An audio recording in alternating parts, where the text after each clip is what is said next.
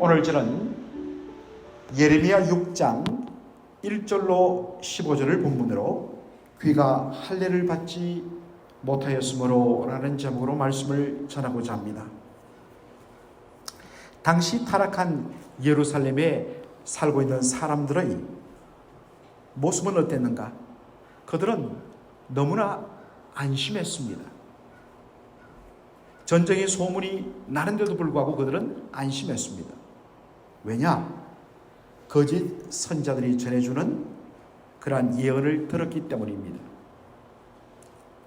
거짓 선자들은 바로 그들에게 평강하다, 평강하다, 아무 일 없다, 하나님께서 이 성을 지켜주시기 때문에 우리는 안전할 것이다.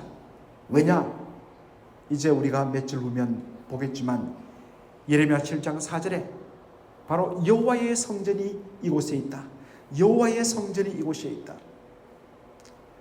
성전에는 하나님이 계시기 때문에 어떻게 하나님이 거하시는 성전이 있는 예루살렘을 감히 바벨론 군대가 침공해서 우리를 무너뜨릴 수 있느냐? 그러므로 평강이라, 평강이라, 염려 말라. 이 말을 듣고서 그들이 안심하고 이제 하나님께로 가까이 나가느냐? 그렇지 않았습니다. 더 악독하게 불순종과 타락과 온갖 탐욕의 죄를 그들이 저질렀습니다. 오직 예레미야 한 사람만이 북방에서 내려오는 군대로 인하여서 예루살렘이 곧 포위되고 엄청난 재앙을 당할 것이라 회개하라 라고 이야기했습니다. 그러니까 당연히 예루살렘 거민들과 남유다 백성들이 어떻게 했겠습니까? 저놈 죽여라, 우리를 망하게 한다고 그렇게 재앙을 선포하는 저자를 가만히 둘 수 없다. 오히려 참된 선자를 거짓 선자로 몰아서 죽이려 했던 것들을 우리가 앞으로 보게 됩니다. 자, 이런 배경에서 오늘 본문을 읽어야 본문이 이해가 됩니다. 예레미야 5장 1절에 보니까 베냐민 자손들아 예루살렘 가운데로부터 피하라, 피난하라. 왜 그렇습니까? 이유는 재앙과 파멸로 그 우아하고 아름다운 시온의 딸이 다 멸절당하기 때문이라고 이야기합니다. 그 결과로 오늘 본문에 보면 완전히 파괴되고 완전히 정말 황무하게 되어서 어떠한 용도로 쓰이느냐? 완전히 허허벌판에 풀만 가득한 그러한 곳이 되어서 목자들이 자신의 양떼를 끌고 와서 풀을 뜯어 먹이는 곳으로 전락한다는 것입니다. 예레미야는 말합니다. 이제 얼마 안 가면 예루살렘의 멸망이 바로 목전에 다다랐으니까 너희들은 이곳을 떠나라 라고 이야기합니다. 특별히 오늘 본문에 보니까 누구에게 부탁합니까? 베냐민 자손들에게. 자, 여러분, 왜 갑자기 베냐민 자손들아 너희는 예루살렘을 떠나라 이야기했는가? 여러분, 사실 이 예루살렘은 유다 지파와 베냐민 지파 딱 경계 지점에 놓여 있는 성읍이었습니다.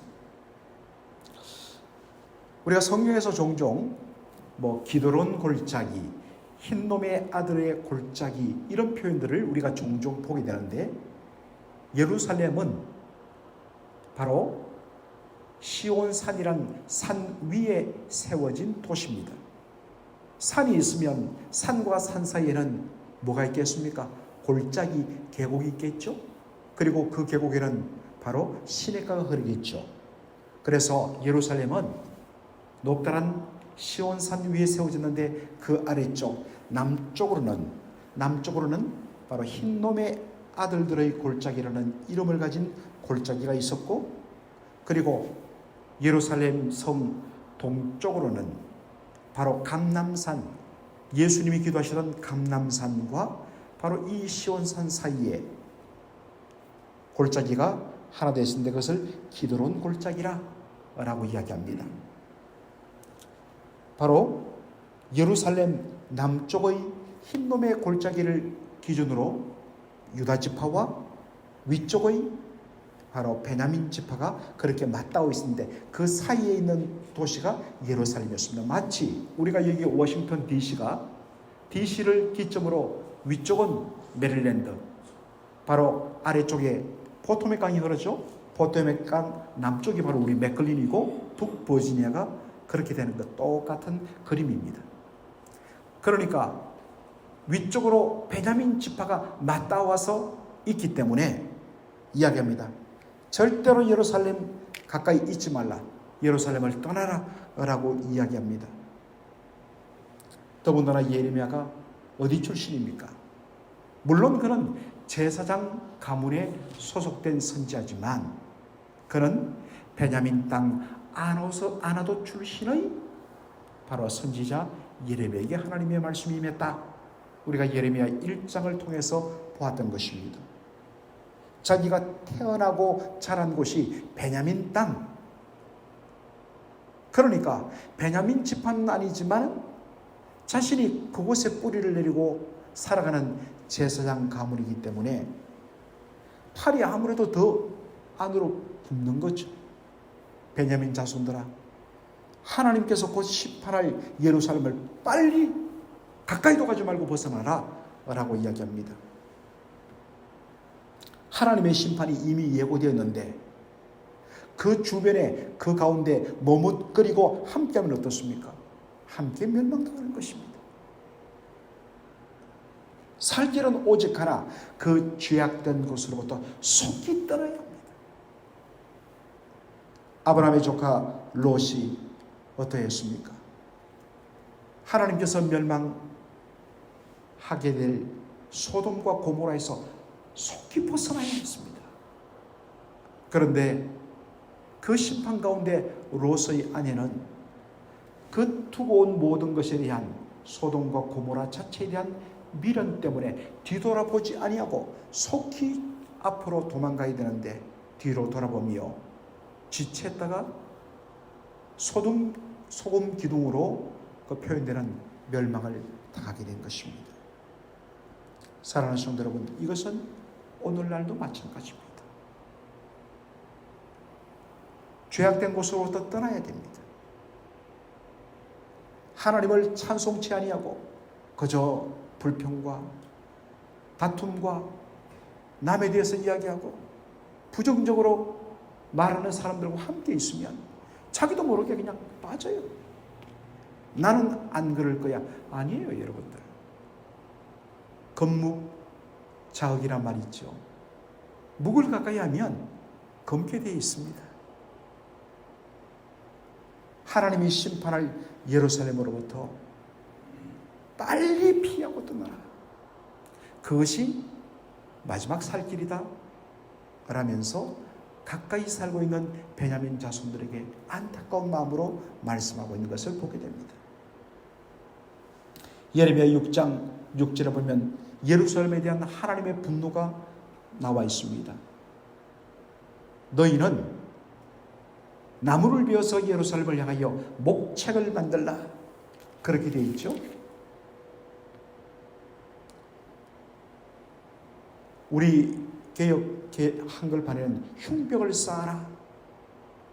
그리고 개역 개정판에는 목책을 만들라. 사실은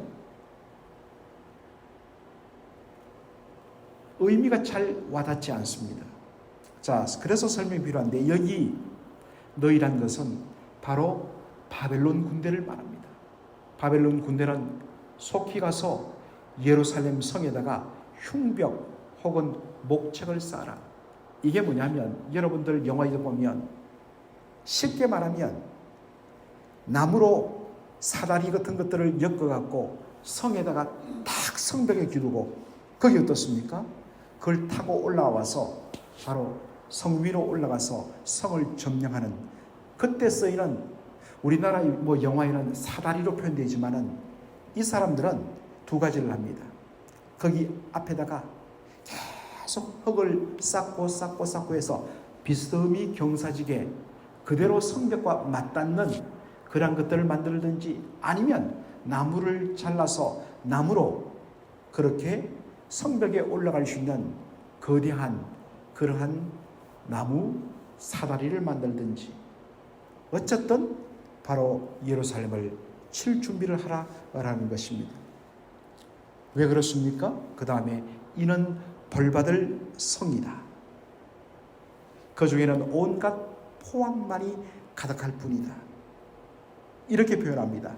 샘이 정말 여러분들 정말 옹달샘, 시원한 생수를 주는 옹달샘을 잘 보면 그 아래쪽에서 물이 퐁퐁퐁퐁 올라오죠. 마치 샘 속에서 물이 위로 끊임없이 마르지 않고 솟구쳐 물을 올리듯이 예루살렘 속에는 온갖 살상과 폭력과 불의가 끊임없이 솟아난다는 것입니다. 이건 조금 하다가 많은 정도가 아니라 끊임없는 악독과 살상과 폭력이, 다툼이, 미움이 그 속에서 계속 일어난다는 것입니다. 사랑하는 성도 여러분, 혹시 이것이 우리의 마음을 보시는 하나님의 눈 속에 들어있는 우리의 모습은 아닌지, 겉으로는 멀쩡하지만 우리의 마음 속에는 온갖 포악과 폭력과 다툼과 죽이고 싶은 그러한 무서운 마음들이 겉으로 표현은 안 되지만 어떤 면에서 우리의 표정과 얼굴로 그러한 것들이 끊임없이 솟아나는 우리의 모습은 아닌지. 오늘 본문에 보니까 하나님의 정말 간곡한 호소가 나옵니다. 왜 우리 하나님이 이렇게 매달리시는지 어떨 때는 이해가 안 됩니다. 그러나 부모의 심정을 생각하면 하나님 아버지의 마음을 아시는 거죠. 자식이 못난 짓하고 불구덩이 속으로 죽음의 길로 뻔히 보이는데 달려가는데 아이고 모르겠다, 네 알아서 해라 할 부모가 어디 있겠습니까? 안 되는 거 뻔히 알면서도 마지막까지 정말 바지끄레기를 잡고서라도 제발 이놈아 좀 살아라, 제발 좀 정신 차리라, 부모의 마음이잖아요. 하나님 마지막까지 그들에게 호소하십니다. 너는 훈계를 받아라. 너는 훈계를 받아라. 여기에 훈계란 말, 이게 워닝, 경고의 표현입니다. 이제 그만 정신 차리고 하나님 말씀 받아들이고 그 죄악된 길에서 떠나라. 그럼에도 불구하고 고집하며 그 길로 나간다면 내가 너를 황폐케 하여서 이 땅을 거민이 없는 땅이 되게 하리라 라고 말씀하십니다. 그래서 아까도 이야기했듯이 다 무너지니까 그 찬란하고 우아하고 아름다운 성이 다 무너져서 사라져버리니까 거기는 풀밖에 나지 않아서 중간에 흉물스러운 어떤 그런 기둥, 벽돌 이런 것들은 좀 남아있겠지만 완전히 폐허가 된 도시가 되어서 거기에 용도는 목자들이 양떼를 끌고 와서 풀을 뜯어먹이는 곳으로 쓰일 수밖에 없다는 것입니다. 지금 하나님께서 다양한 방법으로 우리에게 워닝을 주고 계십니다. 이 하나님의 워닝, 하나님의 나팔 소리를 우리는 들을 줄 알아야 합니다. 그런데 문제는, 이스라엘의 문제는, 예루살렘 거민의 문제는 귀가 할례를 받지 못했다는 것입니다. 다시 말하면 귀가 꽉 막혀서 하나님의 말씀을 도무지 듣지 못한다는 데 있습니다.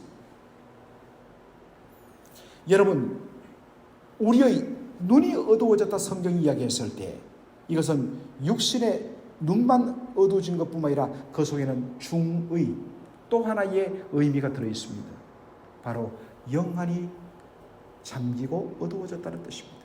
귀가 막혔다. 나이 드시면 우리 어르신들 가운데 보청기를 끼기도 하고 정상적으로 이렇게 마이크도 잘 잡고 있는데 안 들린다고 이야기를 하는 거예요. 참 답답하죠. 근데 그분은 얼마나 답답하겠습니까? 그런데 성경에서 육신의 귀가 안 들린다.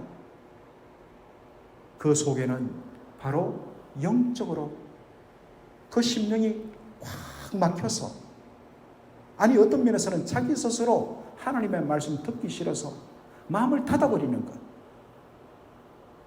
그것을 바로 귀가 할례를 받지 못했다, 귀가 어두워졌다 라고 이야기하는 것입니다. 심령이 영적으로 완전히 닫히고 하나님의 말씀에 대해서 꽁꽁 잠가버리니까 아무리 하나님의 말씀을 전해도 튕겨져 나옵니다. 거부합니다. 하나님께서 살리기 위하여 강하게 책망의 말씀을 하는데 이것을 하나님의 말씀을 욕으로 여기고 그것을 거부한다라고 이야기합니다. 하나님은 당신의 말씀의 정도를 통하여 그리고 기록된 말씀을 통하여서 가감없이 말씀을 전하십니다. 살리기 위하여 때로는 위로의 말씀도 필요하지만 소망의 말씀도 필요하지만 때로는 심장을 찌르는 아픈 책망의 말씀도 주십니다. 그런데 그 말을 욕으로 나를 무시해? 종종 목회를 하다 보면 그런 일을 겪습니다. 다른 분들은 다 은혜를 받는데 어떤 분들은 야, 저건 목사님이 나를 치려고 준비한 말씀이다. 스스로 자가 발전하는 거예요. 그런데 여러분, 진짜 바로 그럴 때에 정신 번쩍 차리고 이건 나를 위하여 하나님이 나를 살리기 위하여 주는 말씀이다 라고 받지 않으면 그 사람 죽어요. 계속 더 다쳐요. 말씀을 계속 거부해요. 목회를 하면서 그런 것들을 많이 봅니다.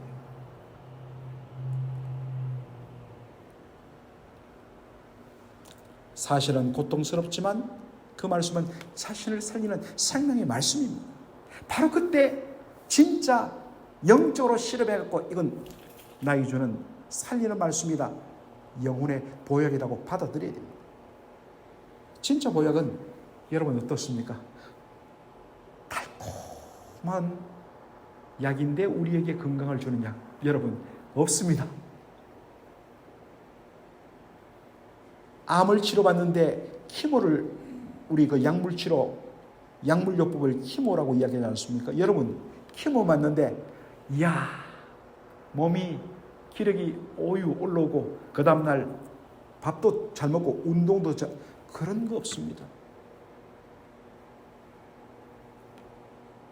암세포를 죽이기 때문에 약이 독합니다. 그래서 먹지도 못하고 토하기도 하고 기력이 쇠해질 수밖에 없는 거예요. 왜? 살리는 약이기 때문에. 진짜 보약은 입에 쏠 수밖에 없습니다. 때로는 너무나도 아프게 다가옵니다. 그때 받아들여야지 사는 것입니다. 오늘 하나님께서 여러분의 귀에 이미 할례를 베푸시고, 그래서 예수님이 늘 비유의 마지막에 하셨던 귀 있는 자는 말씀을 들을지어다, 들을 귀 있는 자가 말씀을 들을지어다. 여러분 귀가 할례를 받고 들을 귀가 있는 귀를 가지기를 주의 이름으로 축원합니다. 아멘. 살아계신 우리 아버지 하나님, 은혜와 사랑을 감사드립니다. 오늘 예레미야 6장 1절로 15절의 말씀을 통하여서 참으로 하나님의 안타까운 심정을 우리가 접하게 됨을 감사드립니다. 그 옛날 예루살렘의 멸망을 목전에 두고 하나님께서, 그리고 그 하나님의 말씀을 받아서 선포하는 예레미야의 심정이 얼마나 마음이 아프고 힘들었겠습니까? 오늘 우리를 바라보시는 하나님의 마음은 어떠할지 다시 생각하는 이 시간 되게 하여 주시기 원합니다. 살아계신 우리 아버지 하나님, 때로는 그 말씀이 우리의 가슴을 찌르는, 때로는 우리의 기분을 상하게 하는 말씀이 될 수도 있지만 그것은 바로 우리를 살리려는 하나님의 영혼의 보약임을 기억하게 하시고, 아버지 하나님이여, 태부를 지르는 그 말씀 앞에 온전히 무릎을 꿇음으로 말미암아 그 말씀을 받아들임으로 말미암아 하나님의 경고를 받아들임으로 말미암아 살아나는 저희들의 생명이 될 수 있도록 축복하여 주시옵소서. 예수님의 이름으로 기도하옵나이다. 아멘.